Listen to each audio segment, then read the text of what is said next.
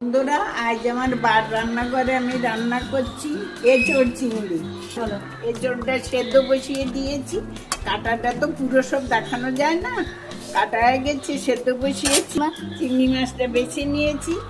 এরপরে আমি একটু চাল মগজ দিচ্ছি, আমি কটা কাজু দিচ্ছি, আমি বেটে নিচ্ছি।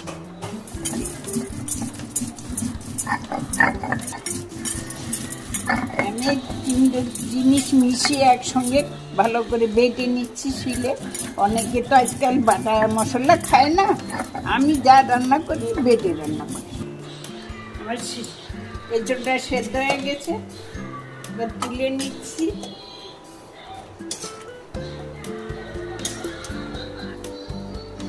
আমি এই বাটাটা হয়েছিল, কিন্তু ওই সাথে একটু পাকা লঙ্কা বেটে দিচ্ছি। বাটনাটা হয়ে গেছে, এখন তুলে নিচ্ছি।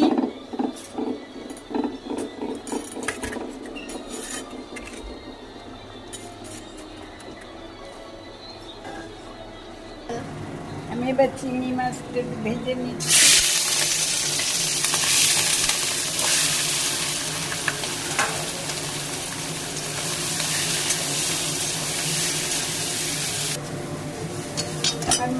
চিংড়ি মাছ ভাজা হয়ে গেছে, এবার তুলে নিচ্ছি।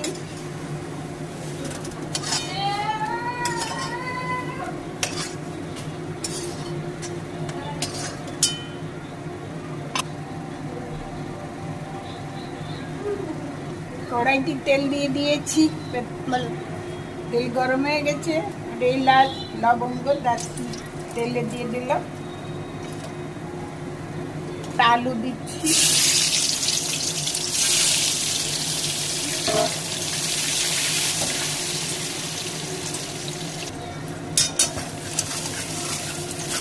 একটু নুন দিয়ে আলুটা ভাজা করছি।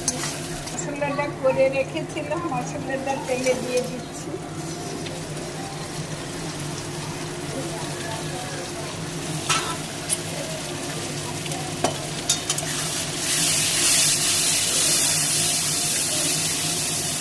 আমি এক গাদা মশলা দিই না, অল্প মশলায় রান্না করি।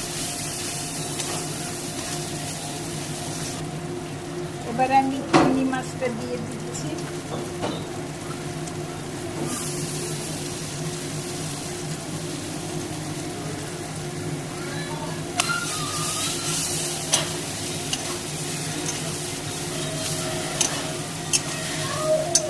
এঁচোড়টা সেদ্ধ রেখেছিলাম, এবার দিয়ে দিচ্ছি।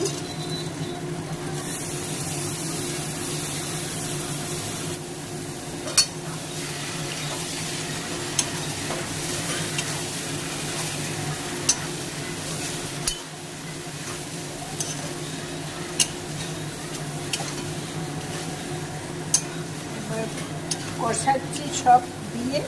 দেখুন, শুধু কালারটা দেখুন, সব ঠিকঠাক মতো হলে কালার চলে আসে।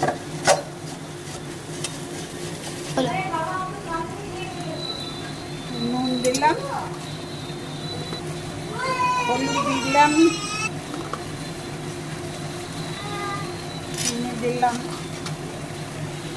নুন চিনি যা দাও না কেন সব আন্দাজ মতো, স্বাদ মতো দিতে হবে। 1 চামচ 1.5 চামচ না, মানে অনুমান জিনিসের মাপ বুঝে সব জিনিস। আমার এবার কষা কমপ্লিট। এবার একটু জল দিয়ে দিচ্ছি, ব্যাস।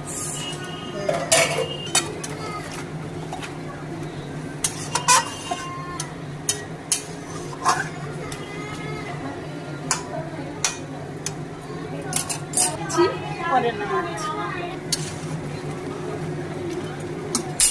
এবার হয়ে গেছে, এবার তরকারিটা, এঁচোড় চিংড়িটা এবার রেডি। ভিতরে একটুখানি গরম মশলা দিচ্ছি, গরম মশলা দিচ্ছি, বেশি না, অল্প করে দিচ্ছি গরমের সময়। একটু ঘি দিচ্ছি।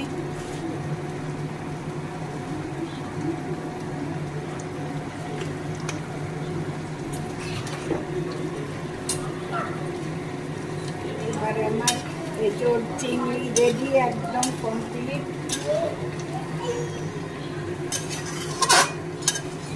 এবার নামিয়ে নিচ্ছি।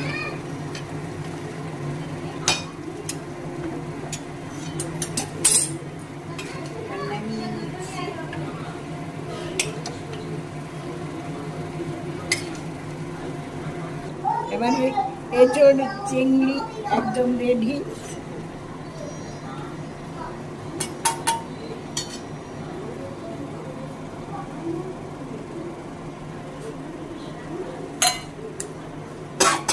Heavy heavy heavy.